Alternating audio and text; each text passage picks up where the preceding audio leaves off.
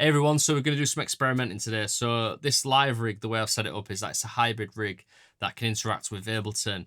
And one of the big reasons why I made the change from using like say analog distortion pedals is that I'd be able to use Ableton's RAW, which is absolutely brilliant and very versatile, especially when you start to mess around with the feedback modes and the filters and start to modulate them using Electron devices with a sequencer, which is what we're going to do today. I'm not sure what we're going to make yet. Hopefully it can make something cool just off the cuff. Usually when I do this stuff, it takes a little bit more kind of work to get something that I like. It's very fun to play with, but you can quickly get into a distorted mess. But I'm going to show you how I go around making something using this setup. So let's just have a quick rundown on what we've got. So I've just loaded up on the Digitakt 2 a kit that I've saved, and then these have got loads of different like MIDI tracks and audio tracks and stuff, but track 13 is what we're going to focus on. This controls Ableton's RAW, and you can see that I've set up the parameters in my rack there. If you go to Ableton, you can see I've got Digitakt, and then in this rack I've got 8 parameters, and they're split over 2 different RAWs, and you can see I've got like control over the drive, the gain, the feedback, all these different things. The purple ones, they're basically RAW 2, which is for sweetening it up after it's gone through this. And then the first row and these 3 here control this RAW, different parameters. And the idea is that I can sequence them. I can manipulate it via the Digitakt, but then I can also sequence them as well. So I'll just initialize that. I've already done that. And then what we're going to do is we're going to, first of all, we're going to create a kit or a pattern. So what are we working on? Let me just go to my ops track. 140, yeah. So we'll go for something quite electro, or punk electro maybe. That'll lend itself well to what we're doing here. So let's go to track and just choose a kick drum. Let's see what we've got. Just already loaded into the sample banks. That sounds quite cool. And then let's bring in a snare. That would have worked actually. I really like this Noisier pack which I got. Paid for this Noisier pack and it's great. It's great for like the punk electro sound because it's kind of like drum and bassy type sounds, and then once you distort them they sound pretty cool as well. Let's just bring in some hats. So I'm going to go to track 6 and just chuck some hats in like this.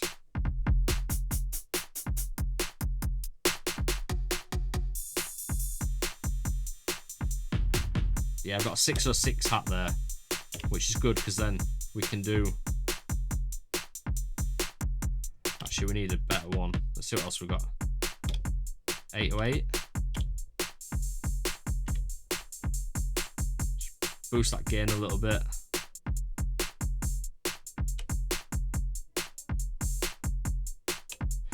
See, once we get into distortion, those kind of like opening hats will sound really cool.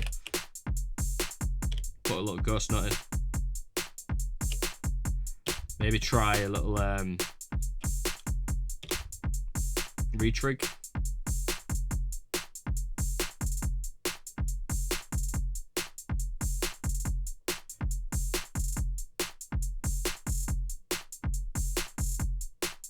Don't really like that for now, so let's set that off. These hats need bringing up a little bit. And then what's also cool as well is if we add a bit of reverb, because once we distort that, that'll sound pretty cool.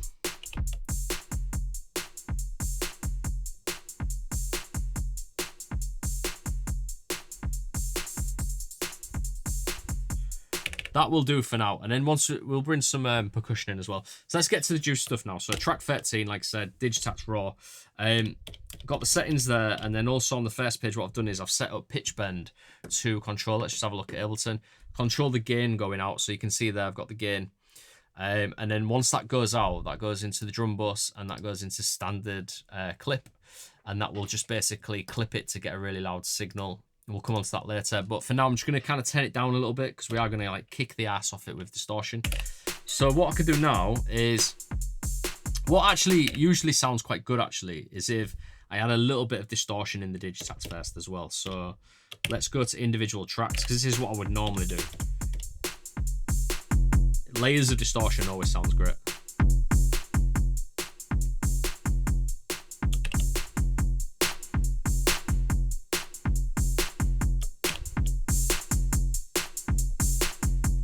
Just get it nice and spicy. And then let's go to the master drive as well. Let's get some character going before we even send it into RAW. So yeah, for most people that's enough, but for me, it's never enough. Right, so I don't know actually, maybe if the Digitakt 2 came out 2 months ago, I might have rethought this hybrid setup situation, but I'm really glad that I've gone down this route now. So let's have a look at the distortion now on track 13. And let's just start with some basic stuff. So what I mean by basic stuff is just driving the signal even more and playing around with the different wave shapes and stuff. Sorry, distortion shapes. Because then what we can do after that is we can get a bit creative with modulating some of the parameters. So let's just have a listen to what let's have a listen to what it brings to the table first. So this is just the soft shaper. Like, I love that. That sounds great. Just takes it to that next level. Where the Digitakt falls short, and the Syntact as well, is that you can't always kick the ass off the distortion. It's got a limit. Whereas with this, if I want to go absolutely silly for sound design purposes, then I can do that. Let's listen to the different wave shapes.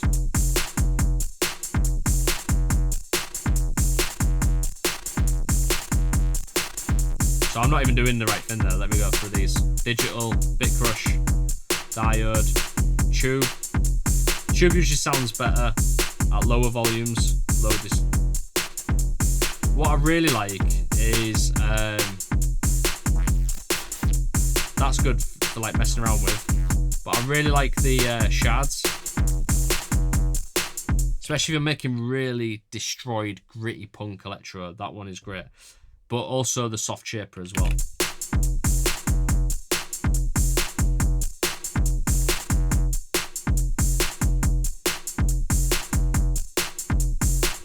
Around there we'll do for now. Now what we're going to look at is frequency filter feedback, and also the feedback mode as well, because I've got it set to note mode. Let's just have a listen to that first. So you can hear like the reaction there. If I turn the kick off,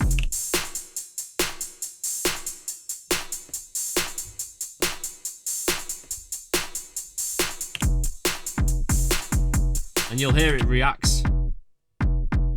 Let me just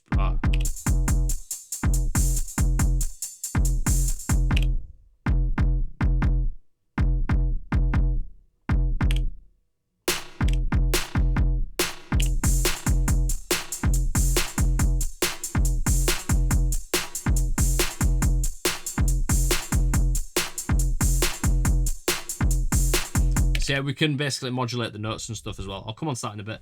So then we go to page 2. Then I've also got the filter. So with the filter, what I can do is if I raise the, not the resonance, the peak, you can see I've got it on peak mode.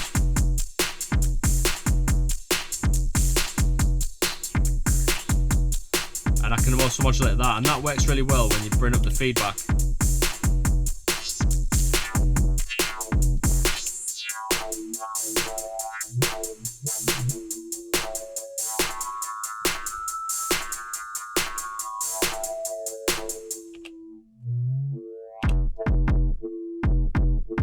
You know, that kind of like feeds back off the kick. Classic feedback sound.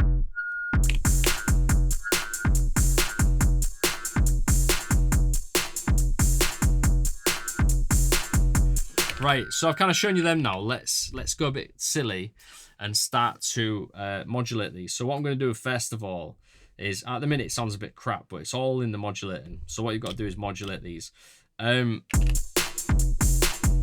Let's see what note that's on. So at the minute we're on A1.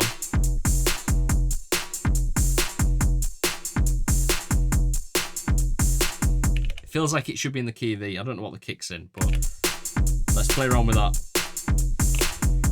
And we've got some options. I can basically go in and add trigless trigs and change the notes. So maybe we'll try that first, or you can get creative and put this into quantized live record mode, and then just as you're moving stuff, it'll come up with some wacky stuff. Sometimes I like to be a bit more specific in what I'm doing. Other times I like to just wangle stuff and see what happens, which we'll do a bit of both on. So first of all, let's just try a measured approach. So for the first trig, I'm going to make sure it's reset into that E. And then what we can do is maybe on the second one, put another trigless trig in. That needs to be trigless as well.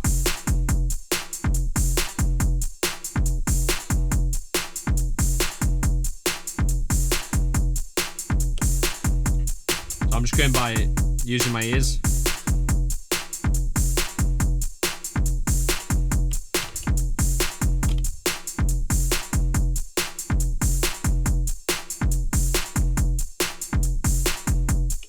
That's not working, but let me try.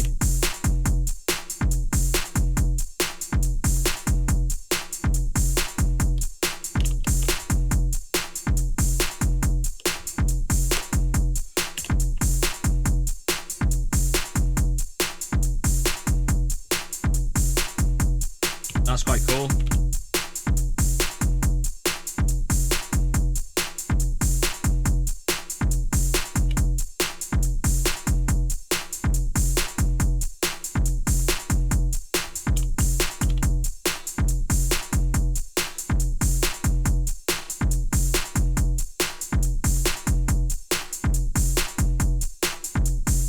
Let's leave that one out. Bit simple, I kind of like that though.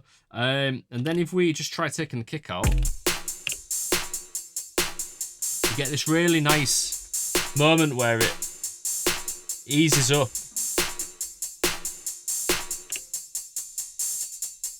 Listen to that. Dun, dun, dun, dun, dun.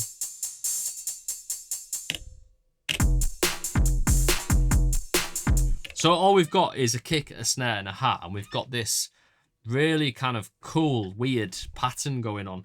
And as we add more drums to this as well, it starts to really kind of take shape. So if we go to like track 3 now and just experiment with maybe, I'm just going to go like that for now and then just see what happens.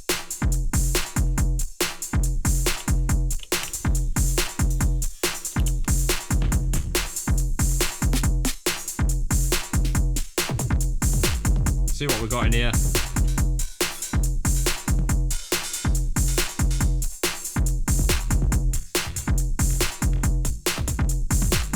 I think what I need to do actually is just load something up fresh. So go into the second one, stop that a sec, and let's go into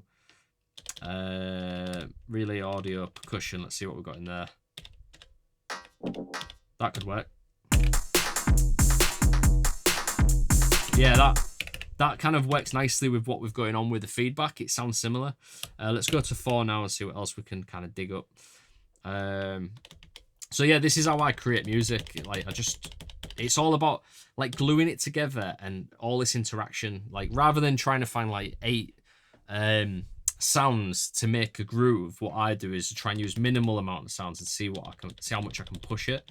Normally this sounds quite cool as well when you start to chuck in like a breakbeat in there. Maybe we'll do that just to see what happens. So if I go to breaks, doesn't always work, but let's just try. Just choose one of these. And then what we're going to do is just stick it on the 1. And I'm going to change this to stretch.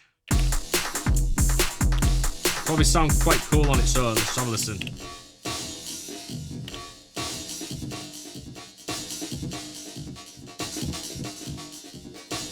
Oh yeah, go to the amp setting.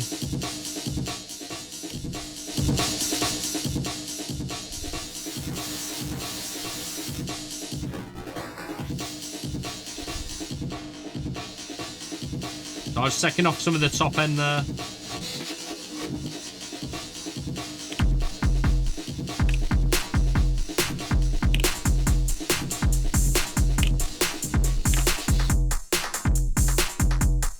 Be good for a breakdown. So if we go like this.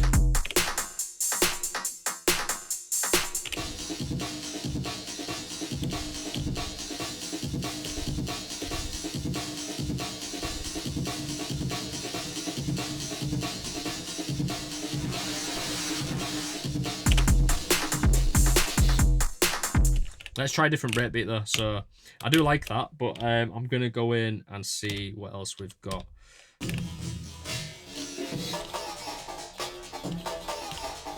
That's cool.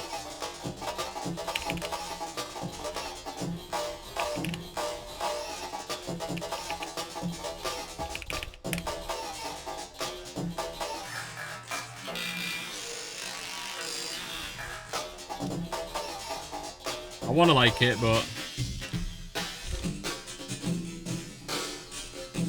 this one could be quite cool if I...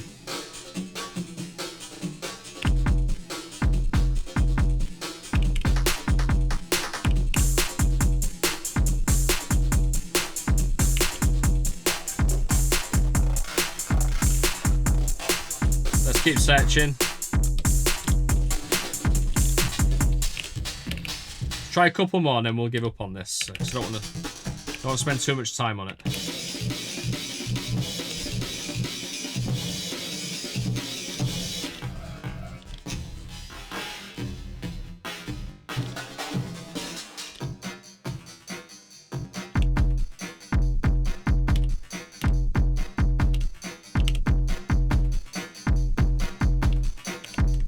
Let's look at the kick, because this plays an important role as well. It's worth discussing this. So with the kick, the amp length will dictate how the distortion reacts and how much of it allows the other sounds to breathe. So if it's like short, you can really hear the breakbeat, right? But then if I turn it up, it struggles. But the goal is to get like this synergy between all of your sounds where there's a bit of give and take, and it creates its own groove like this. So if we go, that sounds quite cool. Whereas like if it's too long, kind of struggles.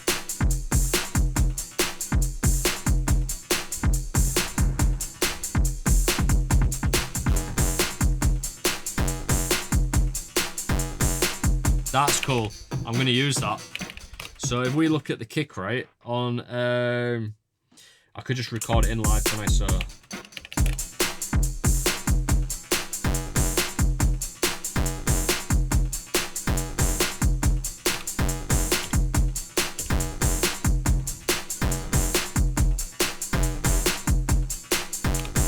I think what I need to do actually,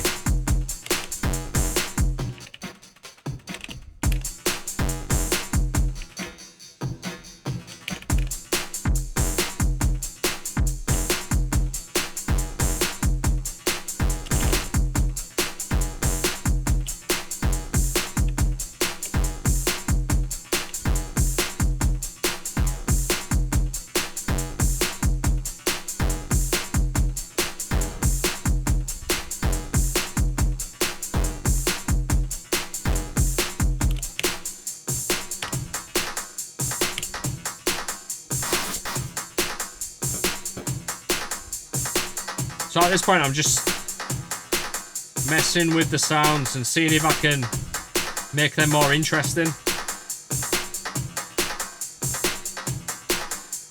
That's cool. Let's save this as well.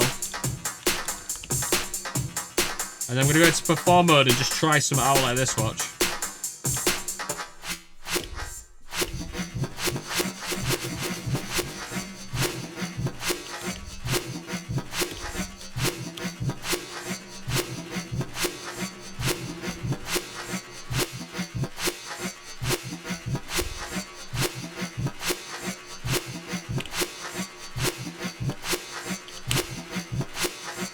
Let's go to the breakbeat. I don't know where that is. Yeah.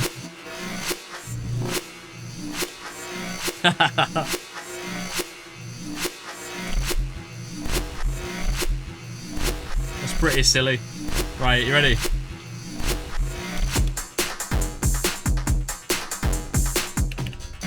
That's so fun.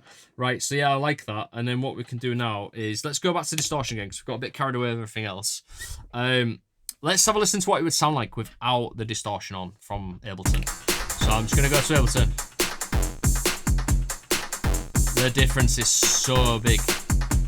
So this is what I was trying to explain before, like when I've had the comments saying that all this is unnecessary. It's really not, because I could try and get something similar using the onboard distortion, but trust me, I've tried.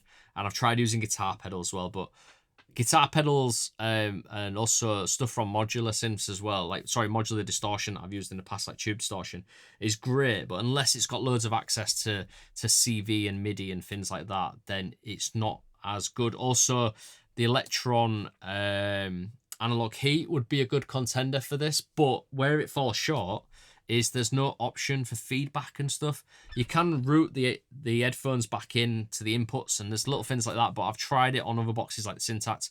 Doesn't quite work. If Electron could make a box that was very similar to Ableton's Raw, it would be a no-brainer for me. I'd have to get it. So yeah, that's what's missing. We're missing the feedback, also the notes, which you can kind of do with comb filtering a little bit now on the Digitakt, so you can kind of get a similar sound. We could even add a bit of comb filter into this, which would sound pretty cool as well. And then the other thing as well is, so yeah, that, and then also like the frequency ringing, we can do that, but we can't do the feedback along with it. That's where it really shines. When you use feedback with the peak mode and stuff, and you're pushing frequency up, that's where you get that cool stuff going on. So let's put it back on. So this is before. You could use that as an intro though, and then go like this.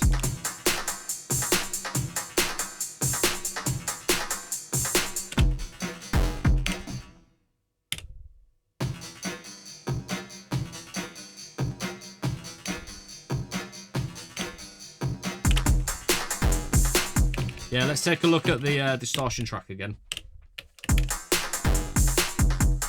Turn this one down a bit. So what I'm going to do now is just sweeten the output level. So let's go to standard clip and look at this one here, which controls the volume. So I'm just going to turn my headphones down a bit. Now what I do is I get it up.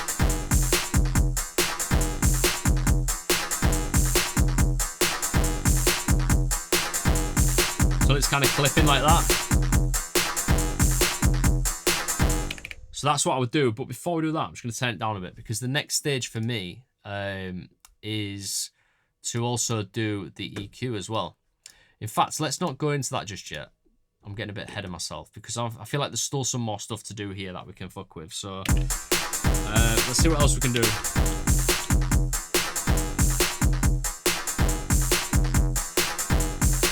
Try and sweeten stuff up a bit more.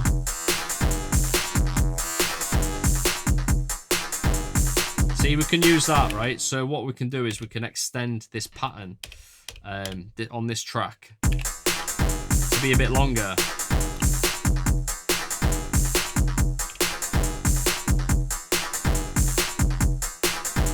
And then what I want to do is something like that, right? So let's extend it even more. And then on the last bar, what I want to do then is bring up that wave volume like this. But then on the first one, I want to bring it back down again. So on the last bar, you should hear that get risen.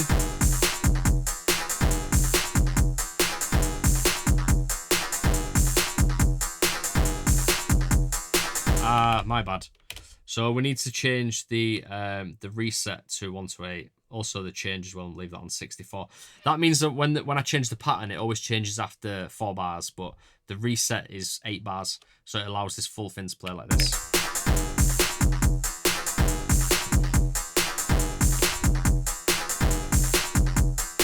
So it should be coming up now. Let's see if it works.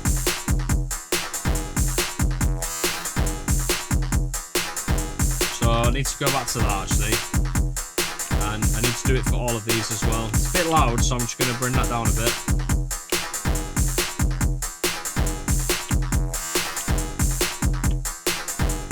Let's put it at 30.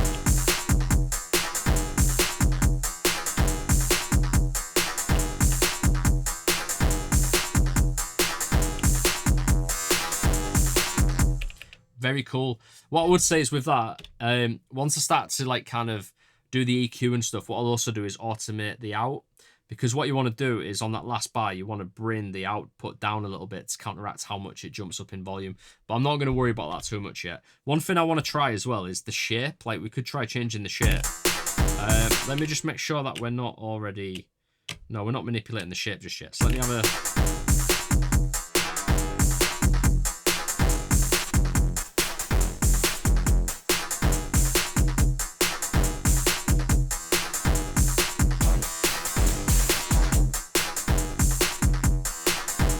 That was quite cool, whatever that was.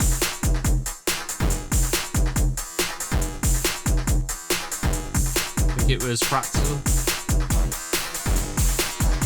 Yeah, so what we'll do is we'll go to the end one again, and I'm just gonna lock that one on all of these trigs.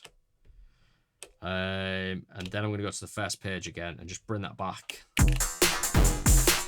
Oh, what have we done there? Oh yeah, so I need to just reset that as well.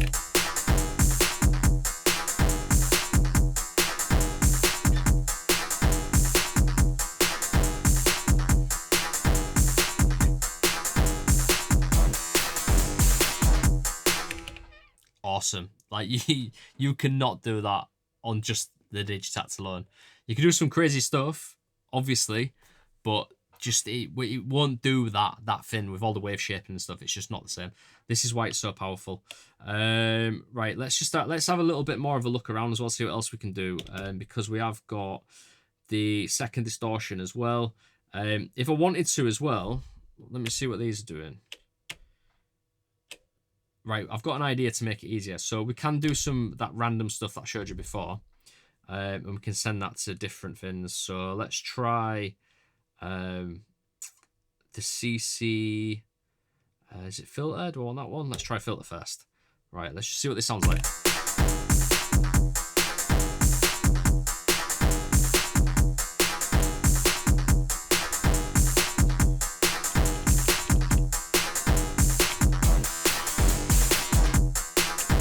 What I need to do is turn this on here.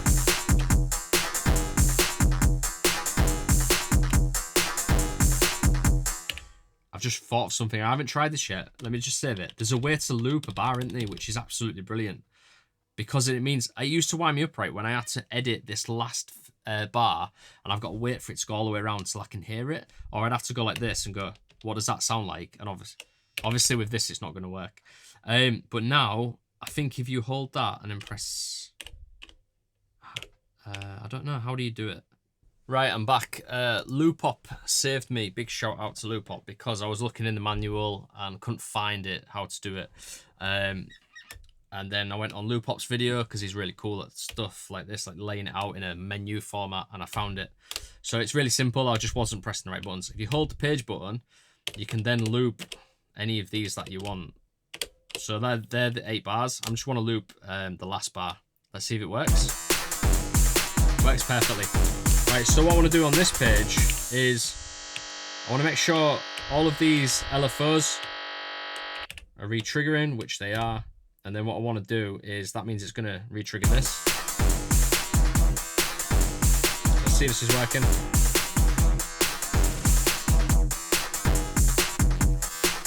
What I want to do is just put this on 32.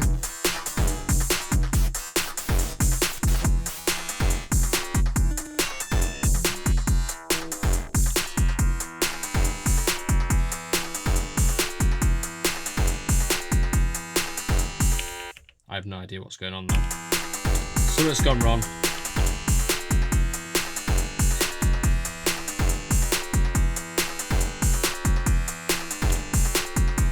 I think I messed it up a little bit. Yeah, because these LFOs obviously go into Ableton, so they're not resetting. Let me just go back to the first bar. And I messed it up a little bit. I think it's because the drives come down, so let me just go back to these settings again. Yeah, there we go.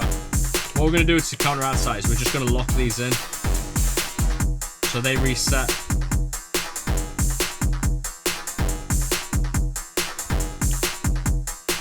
That should do it.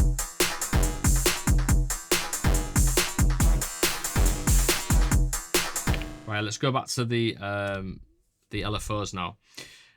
Maybe I should be a bit more thoughtful of what I actually want to do. So I'm thinking the second filter, let me try and see what that sounds like. So if we go to, still a little bit ropey with the new Digitakt, so let's try this.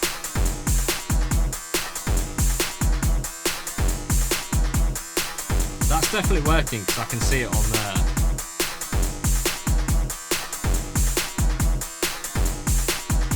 Oh yeah, because we're not using that yet, are we? So let me go back to this. Now we're cooking. Right, we've got it now. Right, that's what I was after. So I'm going to go to this and then bring that peak up. I want some of this action going on, right? So what I need to do is turn the peak up on these tracks here. Actually, not them ones. On track bar 8, sorry. Let's go to bar 8. This one.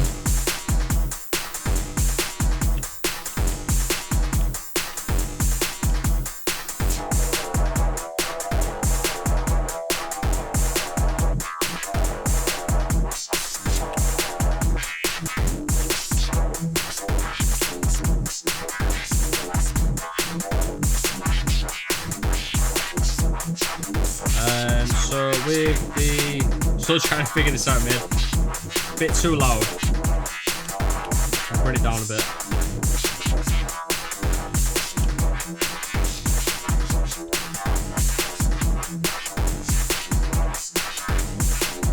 Let's just try that, see what it sounds like. A little bit confusing.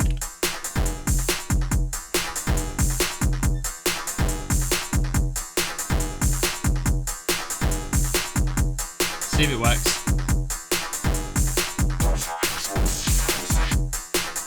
Perfect, that works exactly how I want it to.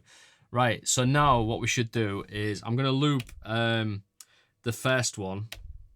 Just the first one so we don't get that fill. So I want to focus on this for a bit while we kind of sweeten the sound up. So the next thing I want to do then is extra distortion. I can't remember if we already did that or not. So yeah, we can add some extra distortion and sweeten it further. Might not need it, but let's just give it a go.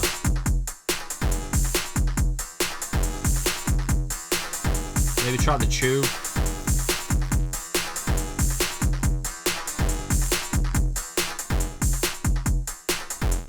Try full wet.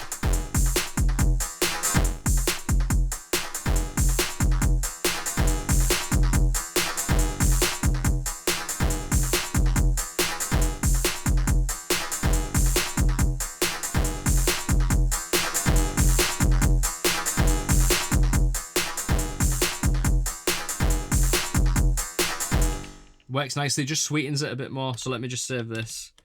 It's basically because we're adding a lot of movement with the first distortion. I'm using the second distortion to kind of just glue it a little bit more, if that makes sense. And then what I'm going to do is also just take a look at the Pro Q. So let's get our levels right to start with before we even start EQing it. So you guys have probably seen me do this before, but if I go to the master channel, you can see I've got Pro Q set up. And I use this to basically get my levels right. So what I'm going to do, I basically mix it to the line just to start with. So if I go to Tracks 13's pitch bend for the volume, and just get that kick right up. And then what I can do is I can use the kick as my starting point for the levels, and then bring the snare in. Bring the snare down a little bit.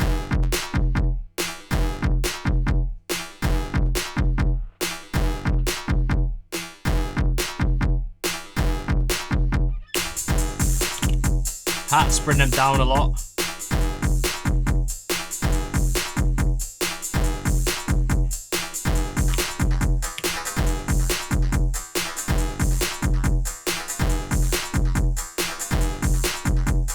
That should do it right. Now I know it's not completely mixed to the line, but this is something that I found with guitar pedals as well and using distortion is when you use distortion, it will kind of tilt the tonal balance a little bit, and that's why EQ is really important after this point. What I could do is boost the kick right up. So at the minute it's on 84, but then I'll lose the sweet spot. So I'll show you what I mean. Sounds quite cool, but it just swamps it. I like the interaction of where it's at now. Like, it sounds balanced in the way it's interacting, but just not tonally. So that's where the EQ comes in next. And what I do is I'll go in and I'll look at it and I'll think, like, I can see there that what I need to do is bring this area down a little bit, bring this area below 80 up with it. So we'll start with that first. So I'll take a shelf EQ, put it around 80, And then what I'll do is I'll just boost it.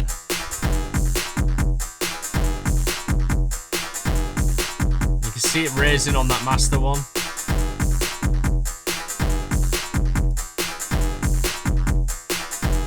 Bring this in a little bit. And then next I'll take the next node. And it's kind of this area.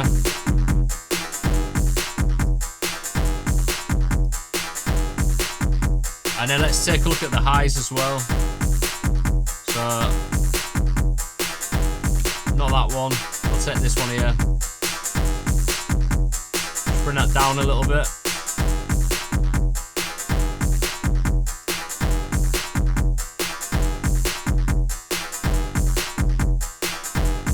Take off the top end a little bit.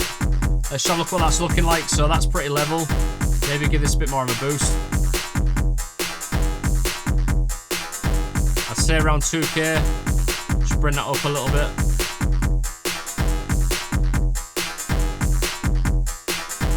And this area just down a little bit. Also got to make sure that I'm not adding new nodes as well. That's really important for this live set. Maybe the shelf as well. If I take a shelf, which is this one.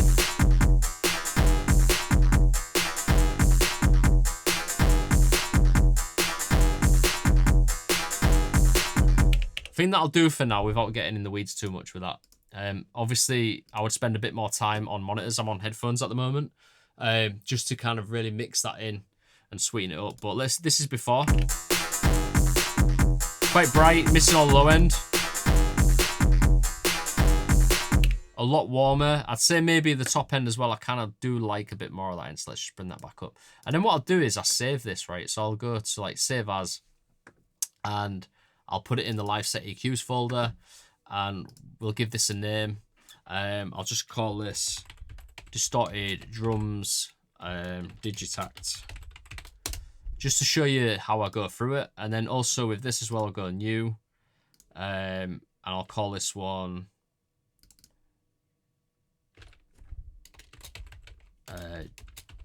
Distorted Drums, want it? Distorted Drums. And then what I'll do is I'll press that little button there and it saves it. And watch, if I go to initialize now, it initializes it. But obviously that clicks back when I press play. But then I can press play there and that puts all my settings back to where it was. So that's the EQ and that. And then also next we need to do this as well. So let's just sweeten that up now we've done the EQ. So a bit too loud. So I'm going to go to the pitch bend.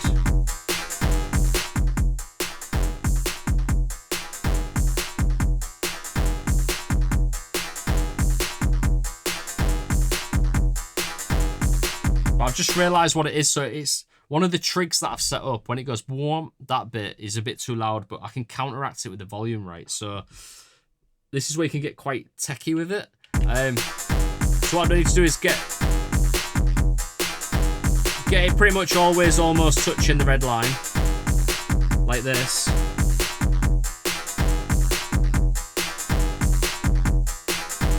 So now it's there at like 4 on the Digitakt. What I want to do is find that trig where it gets boosted. So if I go to Effecting again and take a look at what we've got going on with page 1, I think it was, what we got on there, note frequency, width.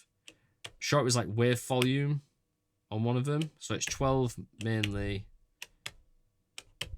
Can't remember what I've done, but let's have it. It's on 9 though.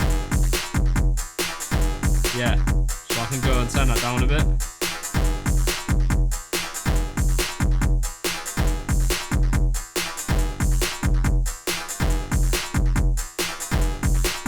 That's a good balance. So let's have a listen to that without it. So I've gone -5 there. Listen to it without. It goes really loud, so I'm just going to bring that down. -5. Put another one in there, just bring that back up. Now what I need to do is I need to copy them. I know it seems a bit techie and complicated, but you get used to doing this kind of stuff and then it's fine after that. Right, so let me just unloop that.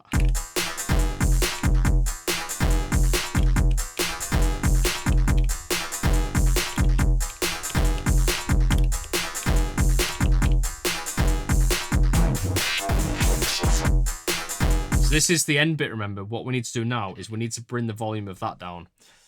So if I go to page and loop the last page, that's not it, it's this one. This all needs to come down. So what I'll do is I'll find the volume first. So if we just bring it down a bit.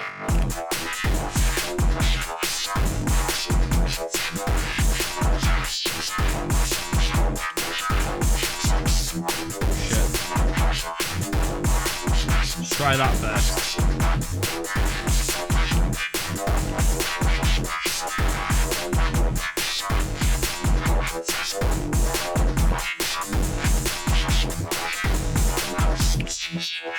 Right, then we go back to the first page and just reset that. There needs to be 4, and then I also need to put this back to 4. What it should do is right at the end, it should bring that volume back down. So let's try that.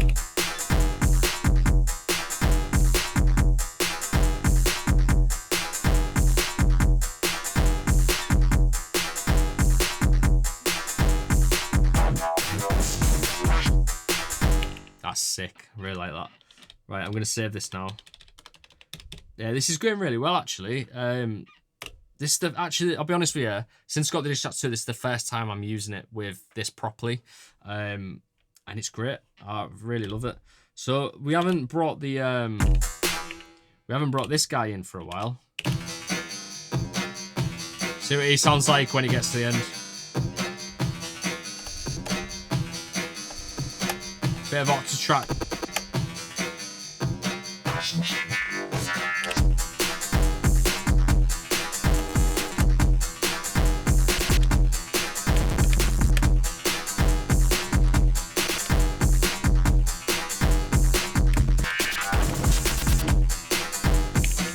That's so good. Right, yeah. Cool, man. I think that's pretty cool. We could probably end it here, but let me just have a little look, see what else we've got going on. Maybe just for a laugh, what I'll do is I'm going to save this because I probably will use it for a track. I really like it.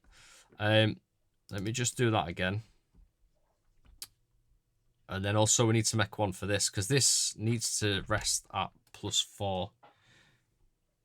Oh no, not +4 actually, just 4 on here, which is there. And then I go to new and I call this distorted drums.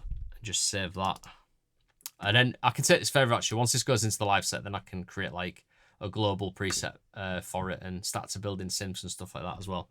But what I could do is copy it over to another pattern and we just kind of mess with it and see if we can get a variation on it. So I'm just going to copy all this over.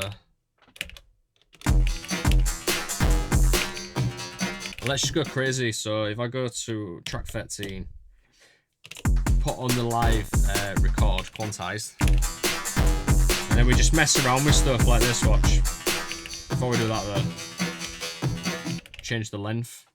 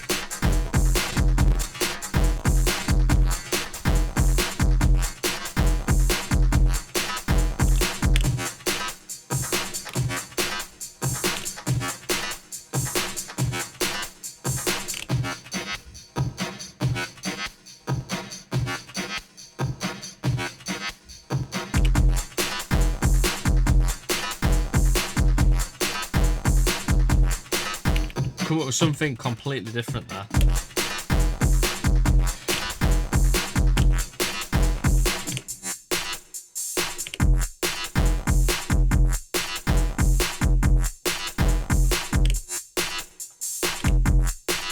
This is what I mean by the way it interacts with the distortion. If you take the kick out, it acts differently.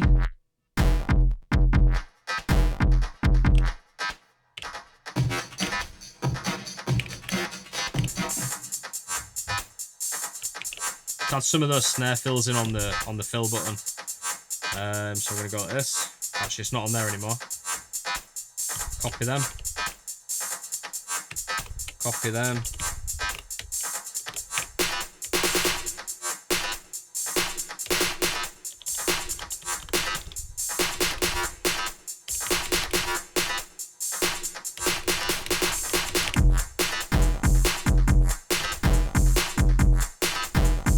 Let's have a little bit of a performance bit.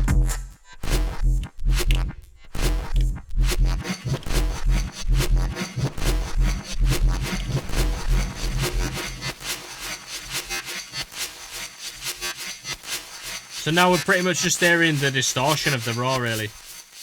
That's all pretty much the distortion, that.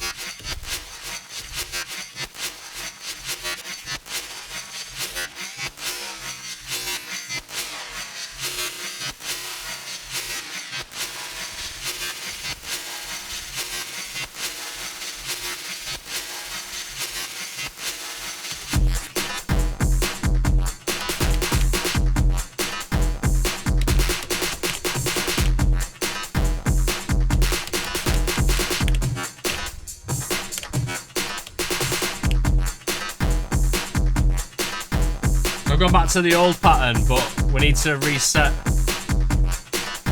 think we have anyway. Let me have a look. Oh, there we go. Now we're back.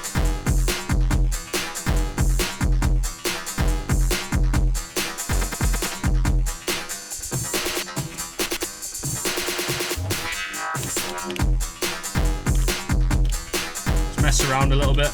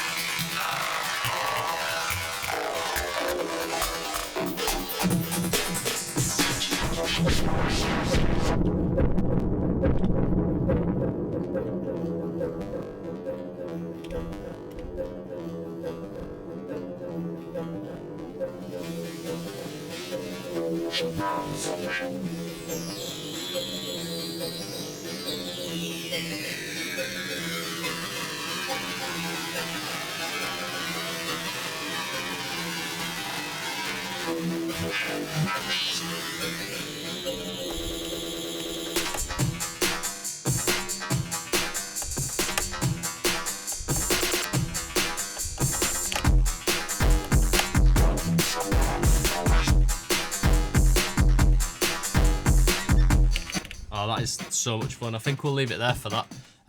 So yeah, it's loads of fun. This is the big reason why I included Ableton into this doorless rig, because I just wasn't getting the juice that I needed, that you get using some software.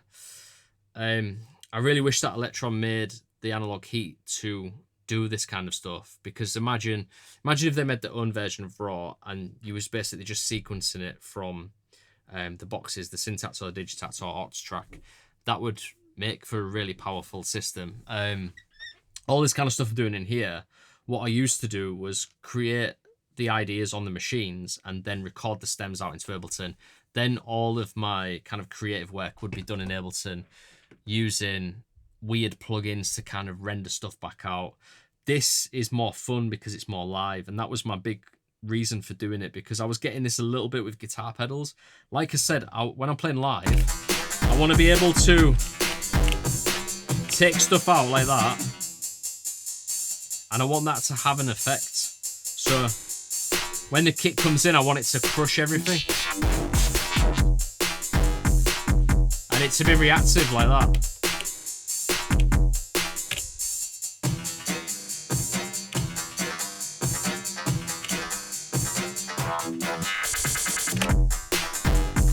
See, that's just fun. Like in a production scenario, that would take me a lot of time to kind of put together, and I would have to like chop audio up and like rearrange it, and it's something that's never been a live thing. Like I've always wanted to do it live and I've never been able to.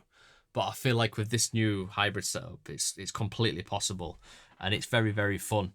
And just the way that I can save the setup as well. Like I don't lose any of this. Like with analog pedals, I used to lose it. So what you would do is you'd basically set it up in such a way that you'd get it all working like this, and then the next time you switch your machines on, it's completely different. That's the good thing with digital stuff and software, and also these kind of boxes where they can be a little bit analog, but then they've also got digital workings as well. You're able to save the states properly so that you can recall them in a live setting. So I've only just scratched the surface with this stuff because we've just used the Digitakt with a few channels. We haven't brought the Syntakt in. The Syntakt has got its own raw rack as well, so this can be doing this, and the Syntakt can be doing something completely different, or I can just use the Syntakt raw to just sweeten the Syntakt up even more and have it like a little bit cleaner, so to speak, not so much stuff going on. But yeah, there's just so much I can do, and don't forget I'm only using raw for this. Like all of this stuff I've shown you today is just using Ableton's raw. I can use any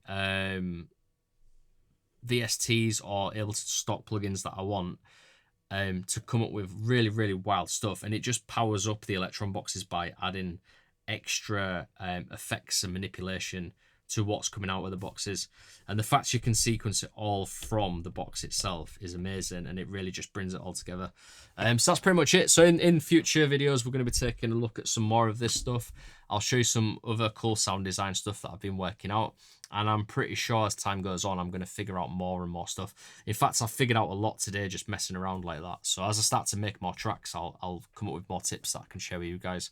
If you're interested in doing any of my mastery courses, I've got one for the Syntakt, got one for the Hydrosyn, for the Typhon. I will be doing one for the Digitakt 2 and also the Digitakt 1 for legacy users that don't want to upgrade, don't want to leave you guys out. So I'm going to do a course for both of them. So just go on to jamesorvis.com, or if you sign up to my newsletter, I often give out discounts and coupons and sales and stuff. So if you want a bit of a discount on a course, sign up to that as well. So my name's James Orvis from Mix Hackers, and I will see you next week.